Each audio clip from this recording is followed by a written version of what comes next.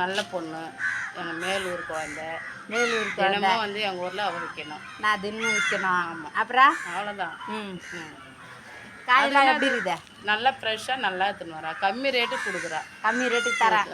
அப்புறம் ஆ வேற எதனா காயில் எதனா குறை இருக்குது? எதுவும் குறையிலடா, நான் தான் நிறைய கொடுக்குது.